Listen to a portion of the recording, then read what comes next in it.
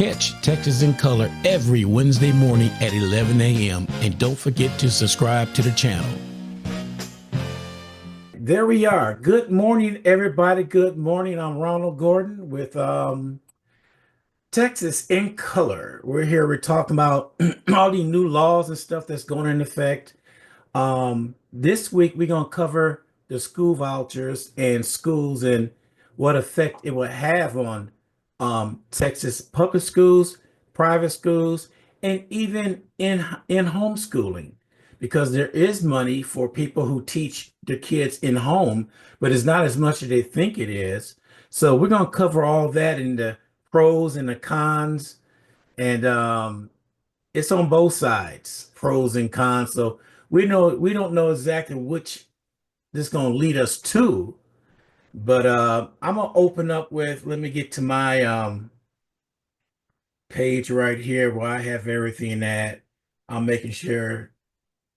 I think we are all good. Okay, so let me go to where I was at. That I sent some things out earlier this week. Um, the debate is going to be over for school vouchers. They have enough votes right now to pass it. But what will be the consequences when they do pass it? Who will it hurt? Who will it affect? And so I think it's going to affect the public school funding once it comes down to that, because we're taking money away from public schools right now. And no public schools have been paid anything, I think, in the past 3 or 4 years.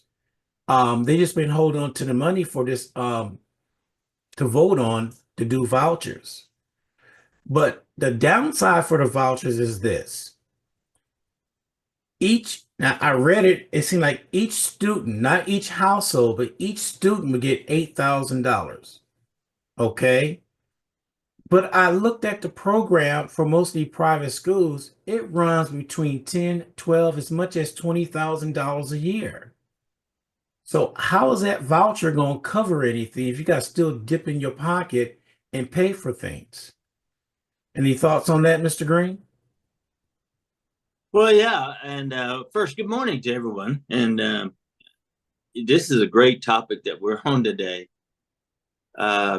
Education, I would like to say to begin with, we are all wanting the same thing. We're wanting high education, quality education for our children. It's just a matter of how we get there. The public schools, they've been challenged in the past with providing good, high quality education. And let's face it, Texas, we don't rank very high in the nation as far as education. The voucher option has come up, and it's heavily promoted by our governor and the other legislators. And the money that they have or that they want to allocate for the vouchers doesn't cover the whole cost, which is what you were saying, Ron. And the cost of the vouchers, that's one challenge that we have. And the other is the offshoot as to what happens in our rural areas, particularly when the voucher and some of these in-home schools come online. And they're going to be hurt because in these rural areas, the public school is a lot of times the highest employer in the area. So what happens to them and those jobs is the other issue. Yeah, I'm looking at, here are the potential benefits for this. Proponents argue that the vouchers empower parents to choose the best education setting for their children in the private sector. Access to quality education. Families, especially those in underserved areas, might gain access to private schools. Well, they got to realize there's not that many private schools in some counties at all. Then they say it's an increase in competition and flexibility with the vouchers. Now, the potential drawback is this. Public school funding's opponent argued that the diversity of public funds to private education, uh, it will hurt the public schools altogether.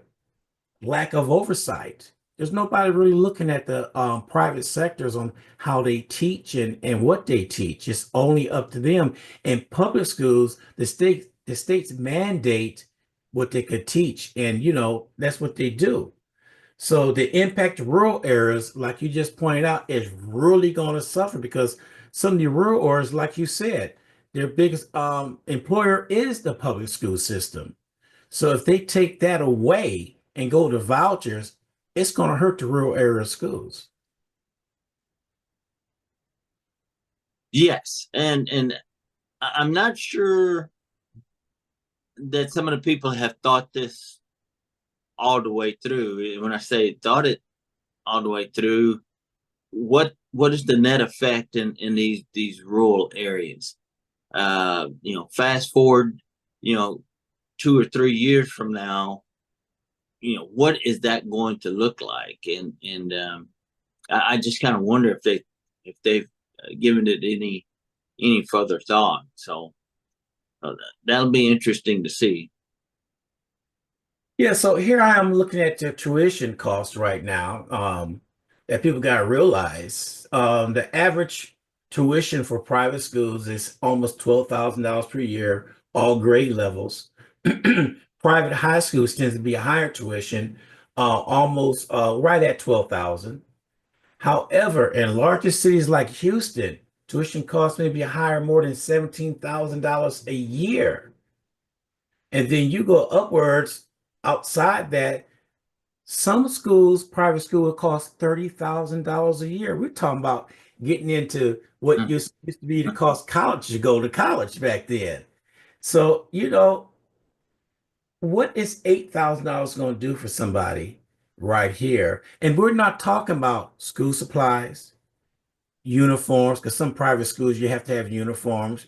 We're not talking about the other costs that's added on to that. So I wonder if they push this through, like they said they got the votes for right now, who's going to subsidize all this other cost? The state? They got to take out loans or what? You know? Well, yeah, that's a good question, and the people that I've talked to, and even my own family, most of our people are in public school systems, and when we go to talking about vouchers, that's the first thing that comes up is the cost, and you've got a number of different kids in a family. It can be very expensive, and who's going to cover that cost? So we're going to have to look at that. Yeah, we were talking about the pros and cons earlier. Here's something broke down right here. The pros, public schools are tuition free, funded by state and local federal government. Families generally only pay for supplies, activity, materials, and all that stuff. That's what they pay for. Public schools are required to accept all students regardless of social backgrounds. Um, Cost of families remain minimal, allowing access to education without financial strain. Those are pros. Here's the cons. Public schools depend heavily on tax revenue, which can limit resources in lower income areas, leading to disparity in quality, overcrowding due to budget constraints, higher costs, while tuition-free parents may inquire costs for supplies, then there's their transportation. Now, that's just with public schools. Now, I'll let you comment on that before I go to the private schools, the pros and cons.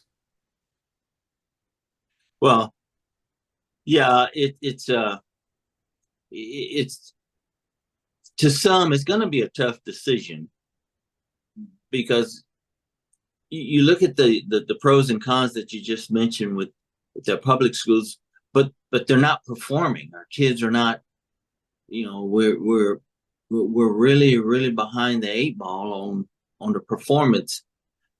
given the pros and cons there with the public schools. So uh, if it's your child, um, and you have that option, um, are you going to continue to place them in the arms and the care of the public schools, or are you going to be willing to dig into your pocket and look at a private school, a voucher route, or even in homeschooling is what I'm hearing some people come up with.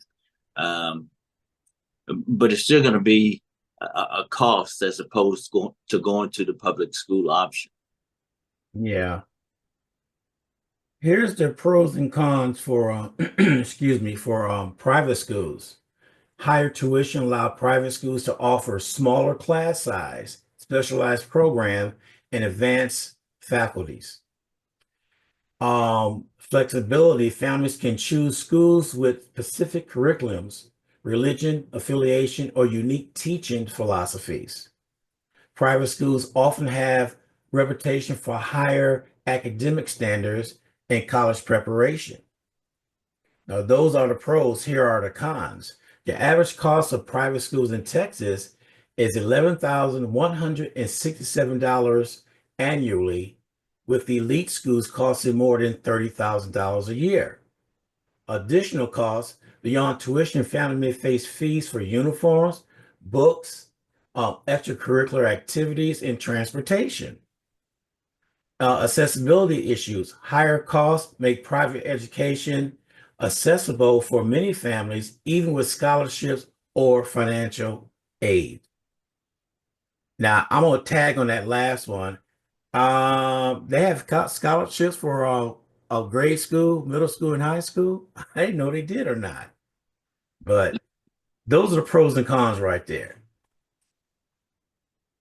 Well, I think what we may see, and this is just a guess, and talking with my state board of education representatives, there's a lot that have not been laid out as far as the money goes with the voucher route.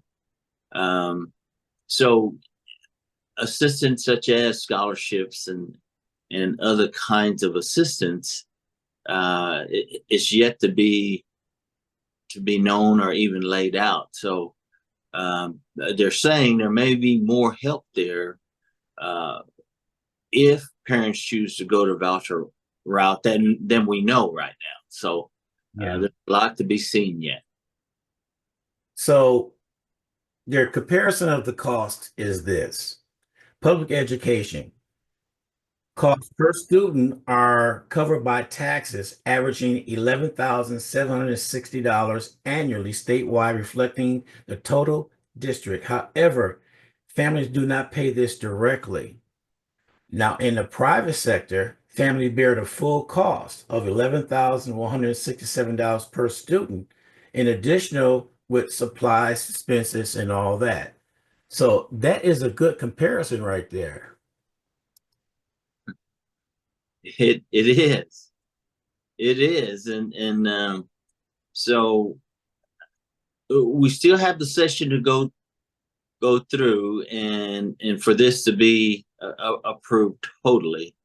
But I think now is the time that parents and others need to start seeking out, what other kinds of assistance can they get with the voucher program in place. So we've got some time. I say the parents have some time to start seeking out what other assistance they can get. So the choice between public and private schools in Texas hinges on affordability, priorities, access to resources. Public schools often, let me see, they offer broad accessibility and minimal cost to the family, while private schools provide specialized options but require significant financial investment. So it's going down to the money. Yeah. Show me the money. That's what it's boiling down to. And with that being said, you gotta weigh which way you want to go. Like I don't have the graph. I wish I'd have pulled it out. That some counties in Texas don't even have a private school. So how are they able to use that money if they don't have a private school? If they go to vouchers? Well, it's going to be tough.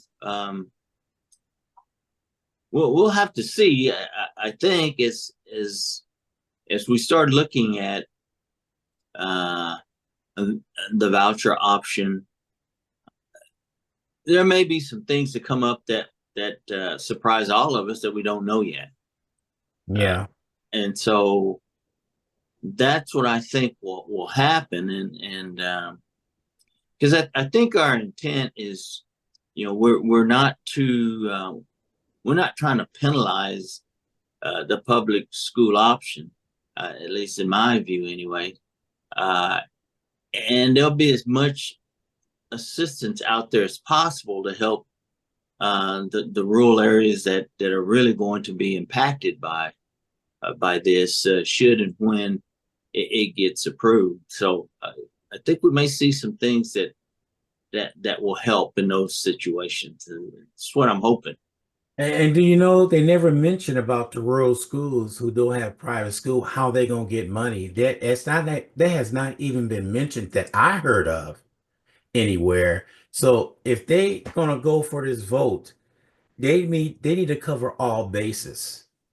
If they don't cover all bases, we're gonna pretty well shut out the rural schools and are they gonna exist?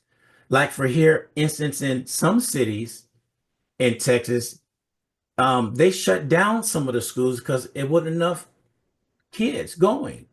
It was a financial burden on them, so they shut down some elementary schools and some middle schools and stuff. So if they turn around and pass this voucher, what is that going to say or do to some of the kids in the rural areas? Because I know some schools in rural areas, it's kindergarten all the way up to middle school, and then they go to high school.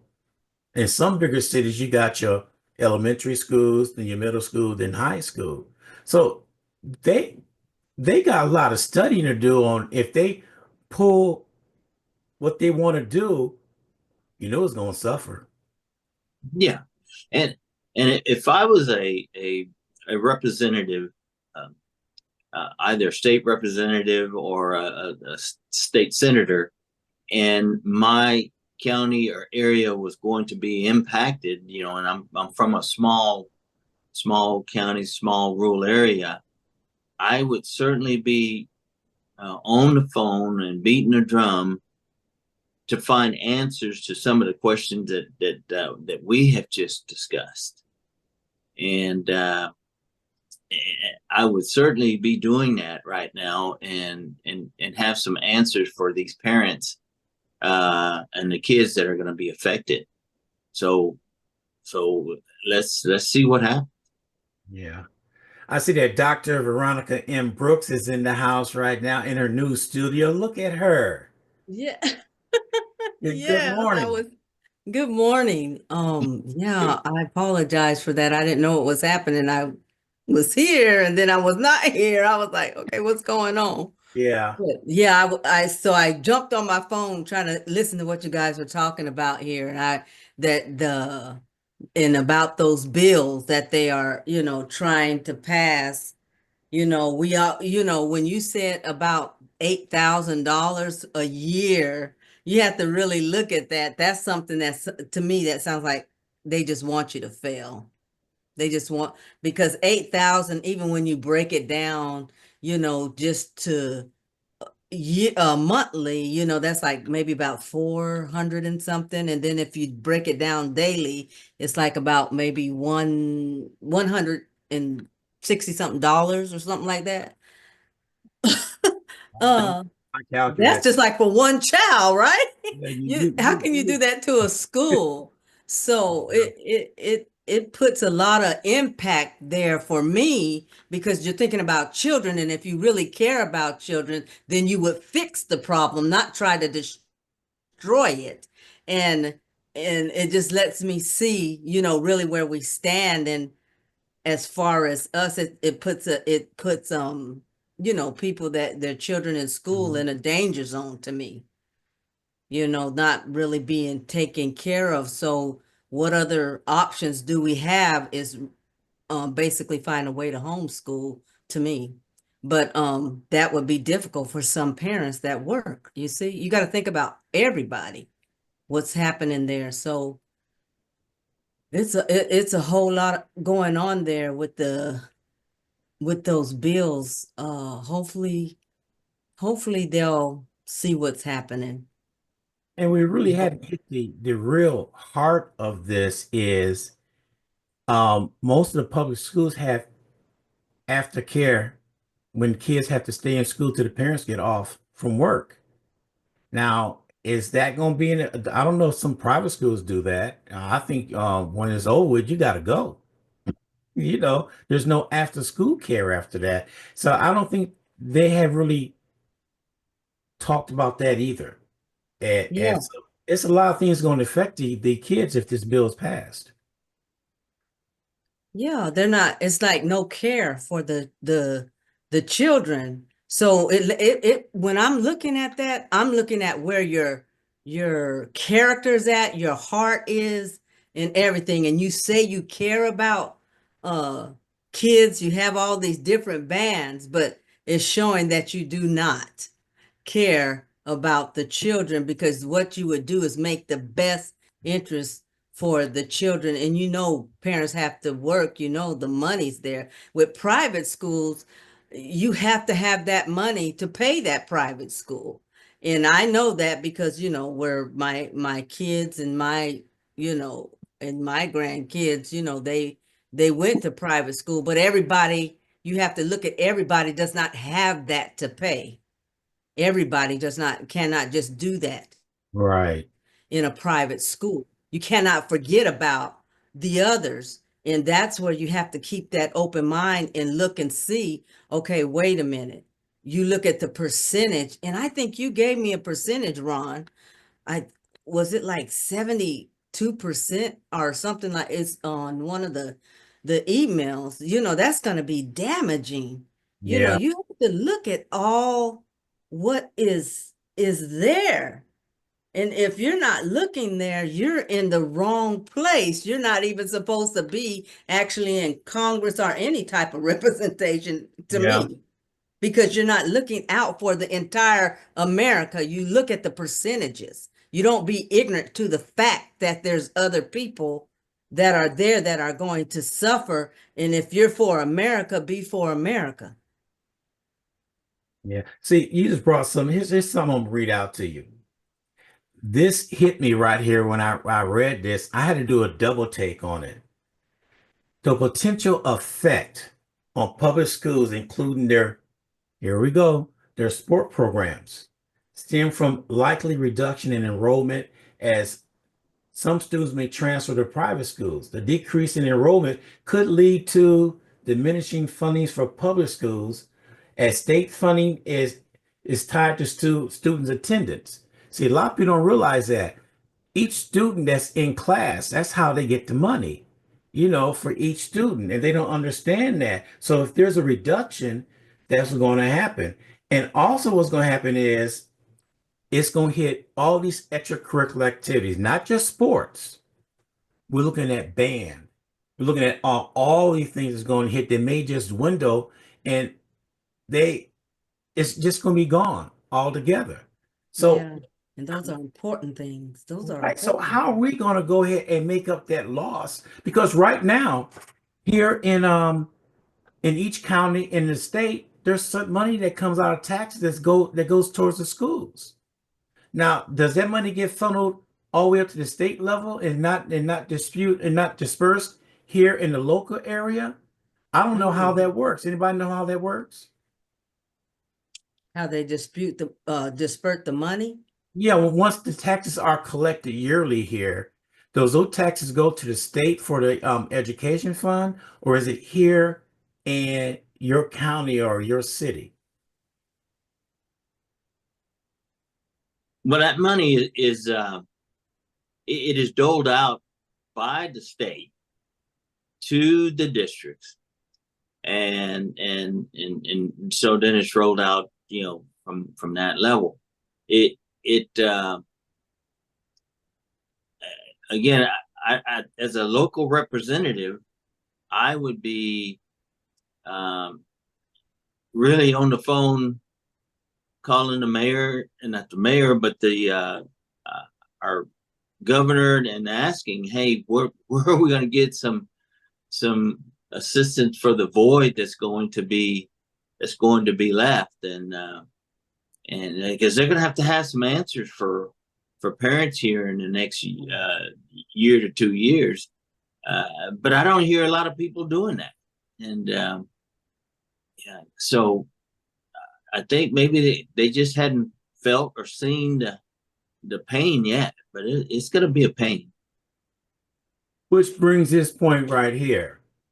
I don't know if anybody thought about this, but they're too busy taking books out of the public schools saying you can't read this, you can't read that. They don't have control over the private schools. They can have anything in there that they want. See, I So, don't understand that. Okay, because they want to take the books out, but yet then you want to bring as many guns and give guns to as many people as you want. It doesn't make sense. You have to use common sense and good judgment when you're dealing with the people.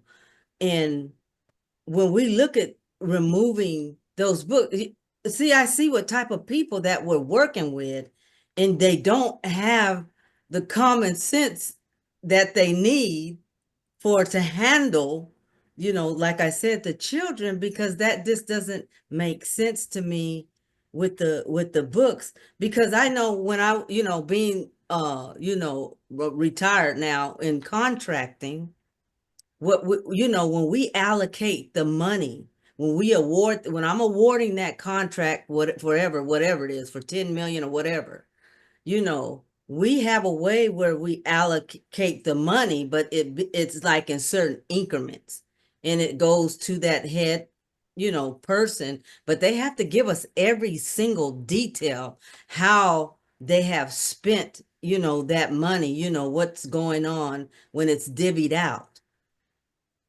And that's why I go back to the question that you asked, how it was sent out. And then Mr. Green, when I heard you explain that, you know, I know that they do give money to the Senate, or to the governor, I should say, which would be Abbott, for Texas. But I can't trust him to divvy it out right when I see how his character is. You're supposed to do things the right way.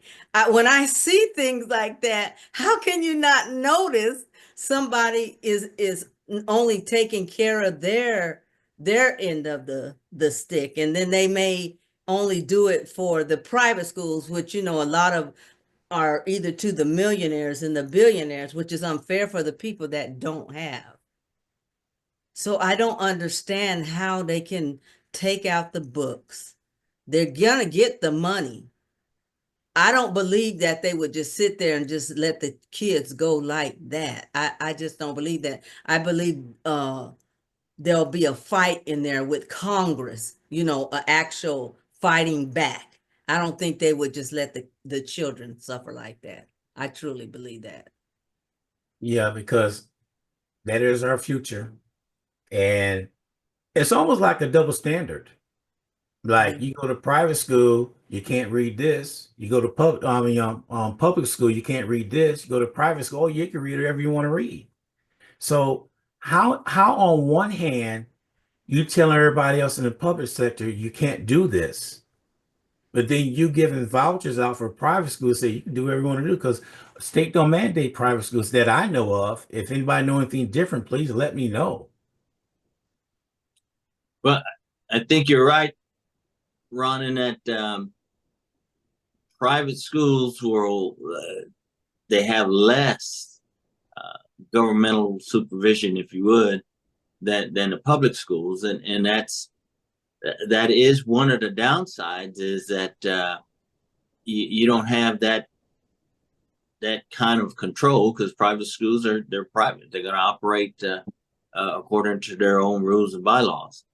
But I think they will have, I think, from talking to my representatives, there are going to be some safeguards there for parents and for the students, and so they'll cover a lot of those areas that we're talking about, but we just have not seen it or heard it yet. I wish they would put the blueprint out there for all us to read before they start doing all this in January. All we're hearing is innuendos what they want to do, but there's no clear fact on what they're going to do and how they're going to do it and how it's going to affect everybody. This may be bigger than what they think, how it's going to affect everybody, because to me, my personal opinion, $8,000 is just a drop in the bucket for even the ones who got money to send their kids to private school. They're offset the cost, for the ones who do have the money to send their kids to private school. It's going to offset the cost. They're going to save $8,000 a year from that. Okay, fine. But look at this. What about a family of four? What about a large family? No matter what the cost is, it's going to be a strain on anybody's budget. Because look how things are going on nowadays. Look at inflation. Look at the cost of everything. Can they really afford to do all this? Has anybody looked into that? Ron, to send one kid to private school is like $50,000 wherever you send them to. That's a year.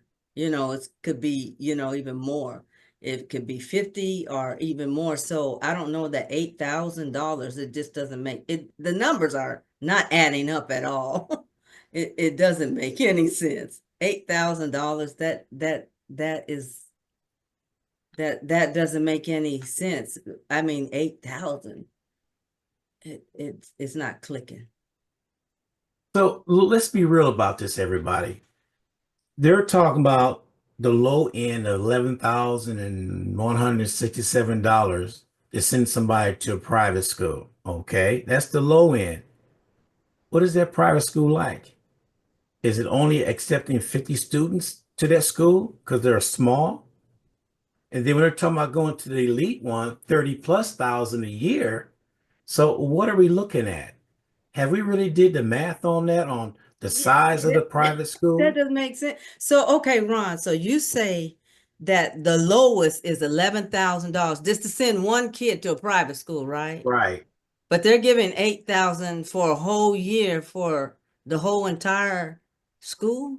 It's $8,000 a child, a student. I mean, $8,000 a student to go. That's what that is. That makes sense. How can you do that and then 11,000? That's the numbers are not right. And now that's not counting supplies. And That's why the numbers are not right. Yeah, and most private schools have a dress code. They must wear the same thing. Exactly. So all of that comes into play. So I'm trying to figure out where the numbers at. I mean, I want to be precise with the numbers, what it's really going to cost. I tell you what, $8,000 is not even a drop in the bucket, because you got to look at everything else when it comes down to that.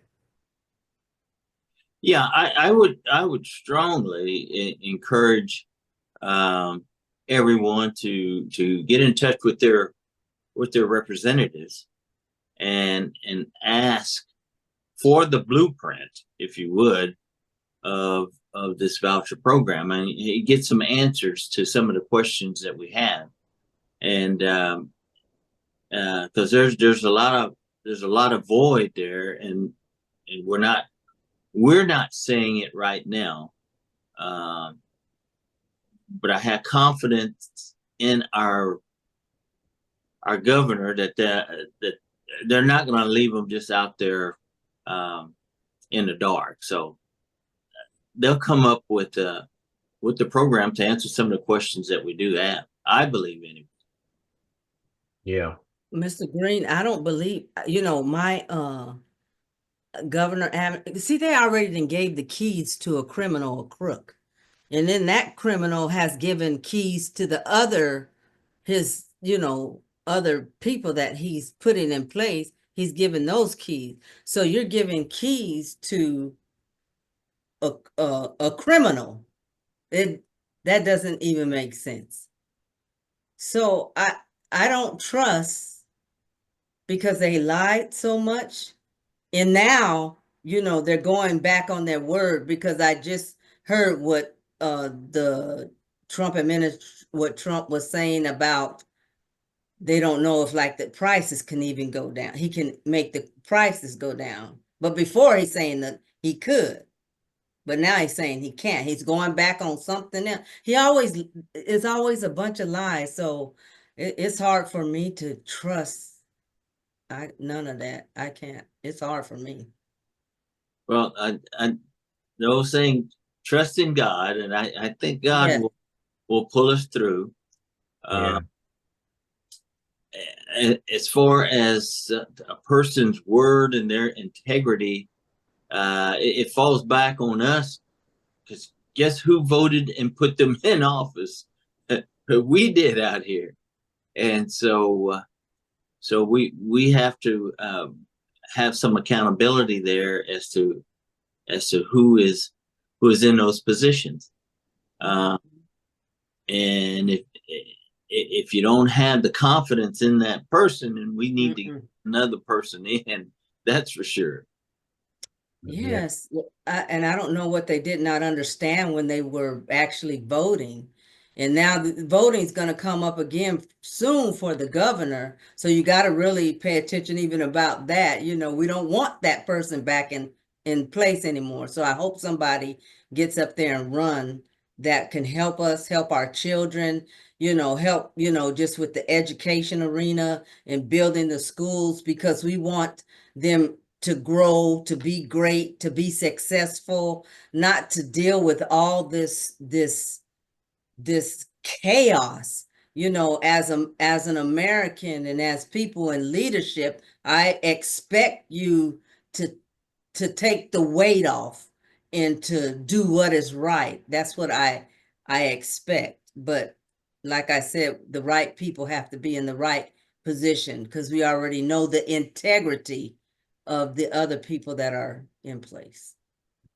Well, let's switch gears. I want to go over to Senate Bill 1,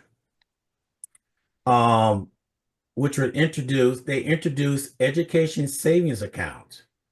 Could have a complex impact on Black students with both potential benefits and challenges. Now, SB 1 allowed families to use a state-funded ESA to pay for private school tuition and all the good stuff. But for some Black families, this could be a greater access to a higher quality private education option, potentially offering a more tailored curriculum or educational environment that aligns with their needs and values. Okay, I'm gonna stop right there and see. It's a whole bunch on this right here. So these are the pros. Okay, and they also say private schools offer smaller class size and more. They can more give the attention to each student, which could be an advantage for Black students who may not have that experience in the public sector. So what do y'all those are the pros about it. So what y'all think about that?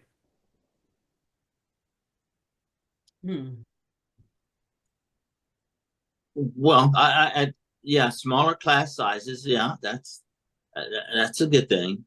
As far as our students of color, it's all great if we could all have that smaller class size. But again, it falls back to affordability, and if we can all afford that would be great for any students, regardless of the color. But our students of color would definitely benefit from that. But it's affordability again. So there we are, right back to that almighty question of the dollar. Yeah. Well, see, I'm glad you said that because it said while some families may benefit from the opportunity to attend a private school, many Black families may not have the financial resources to cover the remaining costs of private education not covered by ESA. And you hit the nail right on the head right there when you said it goes down to the money. You know, it's going to affect the kids of color. We already know that. It's going to affect them right point blank. So how can they get a higher education if they can't afford to go to public school and I mean a private school and they got public school to go to? They're going to tear, I'm just going to say it like this. If this bill passes, the school system in Texas is going to be wrote over again. Will we ever to come back from this? If it goes south, I don't know. But we're messing around with an experiment that we're messing around with our kids. Mm-hmm. Because Well, that's what I call it, an experiment. you're right, Ron. I mean, should this voucher pass, and I expect it's going to pass, it would be probably one of the biggest uh, legislative effects on education since what the No Child Left Behind Act, and and so it's going to be huge. But I still feel, and I have the trust and believe that they're going to have some scholarships somewhere based on income, based on some factor to help assist those to be able to get into these voucher schools or in-home schools, and so I'm going on faith here that will happen. Well, you know, they want to take away the diversity and all that, and that was the whole idea to put the things on equal level. So if they want to go ahead and try to get scholarships and all that, how is I'm just going to say it's still going to be against the minority, regardless on how they go about it, because they're taking it away right now for colleges and stuff. They don't even want that in colleges. That's another probably 2 hour show right there talking about how they do in colleges with higher education. Things cannot be on an equal standing if you have certain ones that's got the money to send their kids anywhere they want to go. And all we asking for is minority is give us an equal footing to come in so we get an education. Because we may shut out potential presidents, scientists, whatever, if they can't get the education.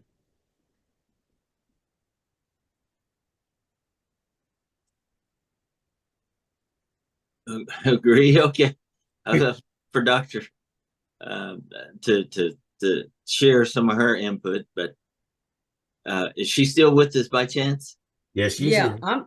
I'm here. It's just you know, like I told you, I get frustrated with some things, so you know, I just sometimes need to really kind of just back away. But the thing is, like I said, it's just too chaotic. Too much stuff is just chaotic for me in my community, especially, you know, people that look like me.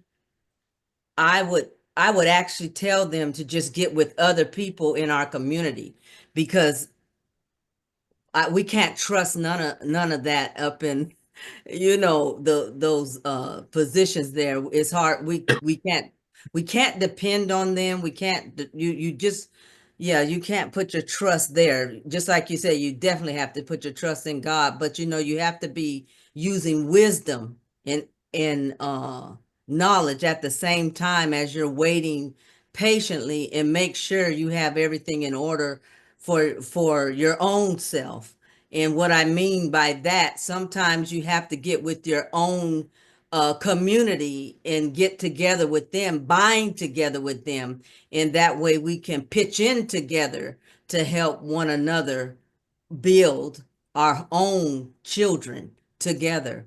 That's the only thing I see now, because I have no faith, no trust at all, basically, in none of them, because they're full of crap and they're just throwing out stuff like that. Did I say that? I did Yeah, say that. you did. Okay. Just being See, real, Mr. that's Green, I all. was trying not to go like I was trying not to go there. But but my thing is, we can't say what it is. We can't we ignore it. And the downright thing that they're trying to do is because they're racist, and it's a full of racism, just point blank. That's what it is. So that's why if they want to be racist and they want to do try to do all these things and try to pass all these un just disturbing bills. Okay, you want to be separate, you be separate and just leave us alone and let us do what we do, and don't hinder us to get where we're going to get. So my thing is to get with our community, because we do have we have much in our own community, Yeah, and we do know how to create. yeah. Just got a comment right here from Judy. She wrote, public schools will get funding based on average daily attendance. Okay, I understand that fully. But if they start taking kids start going to private schools, that money's going to dwindle for the public schools. You agree or disagree? Any one of you? Well, I think it's a fact. I mean, if you have less students going, then the money is going to be less. So yeah, that's a mathematical fact. Um, but I think we tried the separate but equal thing, and that didn't work. Again, I still believe there's going to be some answers to our questions that will come up here in this next legislative session.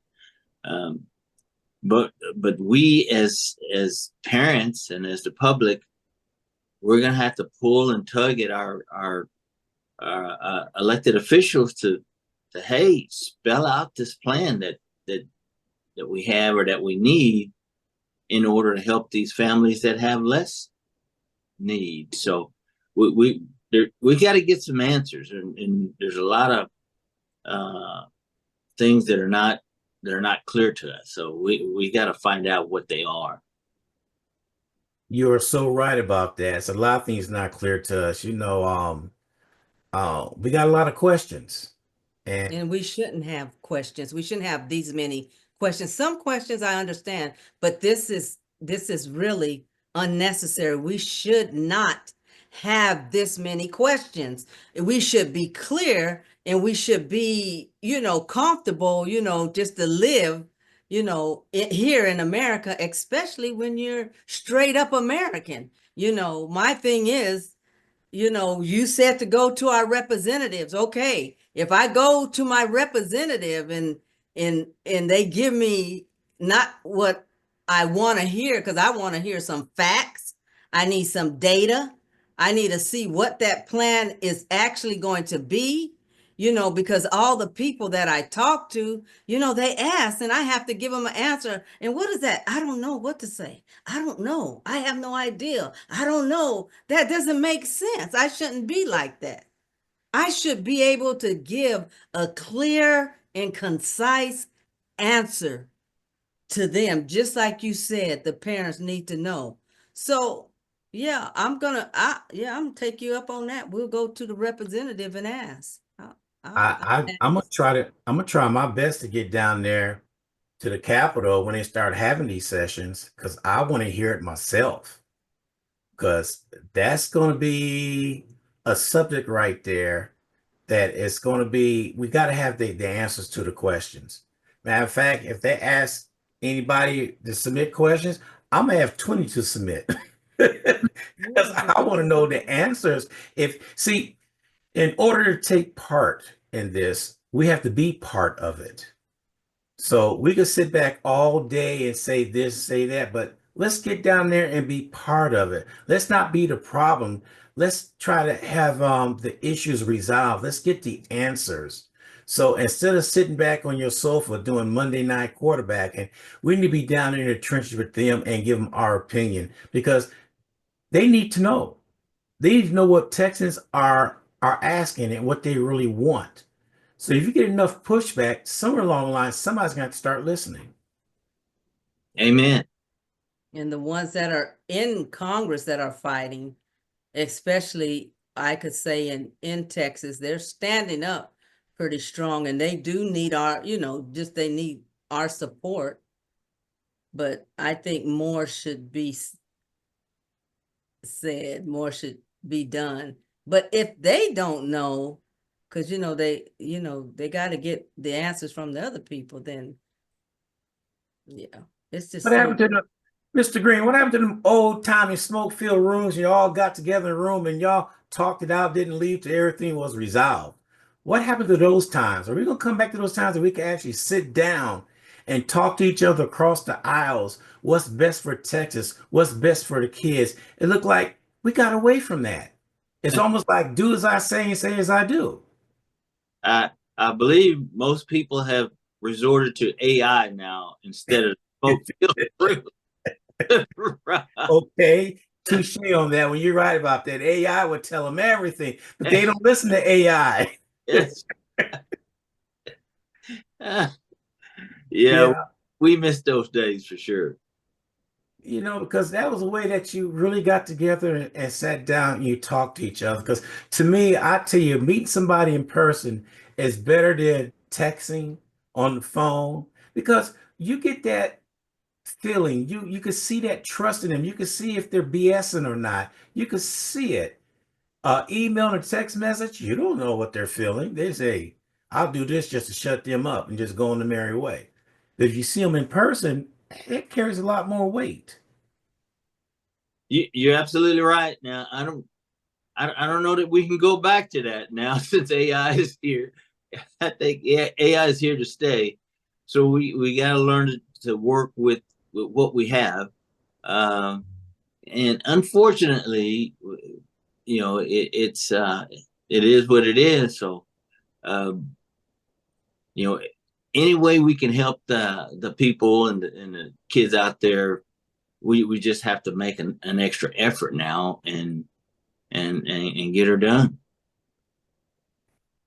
There was a show on Roland Martin and John Hope, I think his name, and it's Hope, it's Operation Hope, and this is where they're building and actually they're training and hiring the kids for AI, learning the AI and doing everything for them.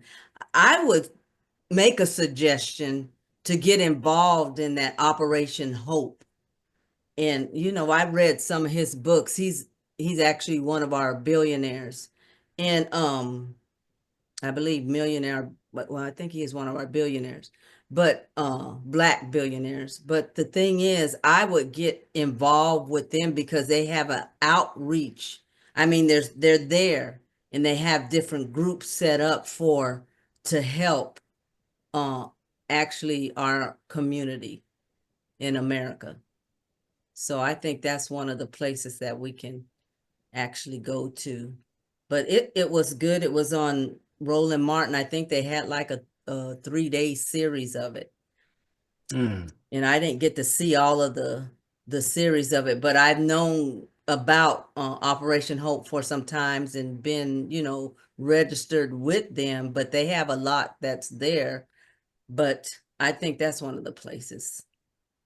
I Yeah. just, thought about that. I think it was a school in Austin, Texas that started something like that several years ago. If I'm right, I was reading it somewhere, and they started things with AI where kids would come in there, no school books whatsoever. They got in front of the computer and AI, they did everything with AI right there. I don't know. I think there was a pilot program. I don't know if it still went on or is it still going on, but that's something to look into too. So, private schools, look out. Coming to you real quick, and maybe somebody with AI teaching your kids at home. Yes, and I really, there's a young lady too that has, she did a lot with even helping with, her name is actually Melissa, but well, I shouldn't probably say her name, but the thing is, she has, her and her husband, they had 6 kids, and 5 of them, they all started college at age 13. But she was telling me that she had her kids in public school, but she had ended up just taking them out by faith, Dr. Mr. Green, that, you know, she could go ahead on and do this and build her kids. And I tell you what, when meeting, her children, they're, very intelligent, uh, and they all went, the 5 of them went at age 13, starting college. And I know the 10-year-old is actually in 9th grade, and just so respectable and so knowledgeable and just so great. And just people like that just her alone can teach a lot of parents just how to start and just homeschool their own children, to get out of all this mess that we're in, to help there as well. So that was something. I am so proud of her and her husband, because they're just great people all the way around, and their children.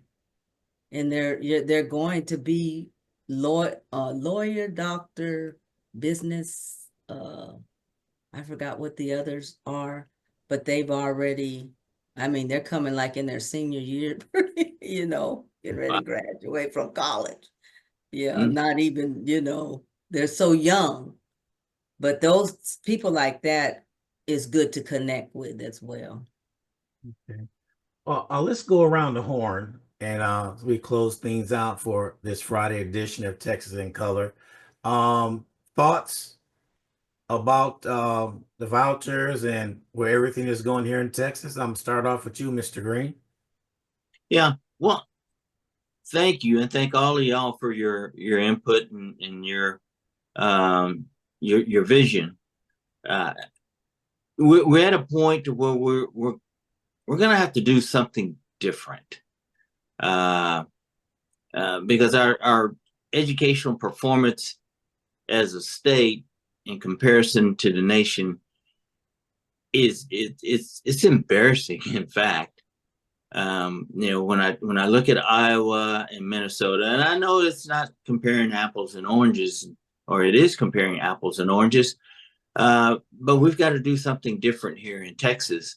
We just have to find a way to close those gaps that we're all reaching for answers for, and we will do it. We're just not there yet. Okay.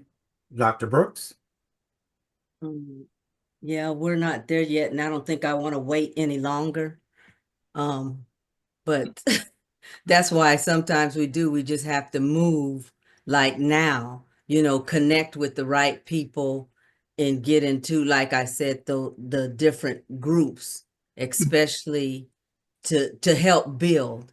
I mean, because if they can see that we can build, and actually Dr. Boyce Watkins, the Black Business School, I saw him build a whole entire business, school with experts in it in a matter of months, just took like, well, a couple of years maybe, and it just exploded.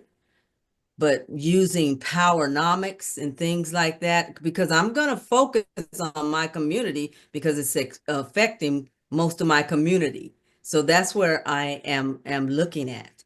And when you know the power of powernomics, then those are the type of strategies that you make and that you move in, because I don't trust any of them, because like I said, we can talk about it till we're blue in the face, but we have to make a move.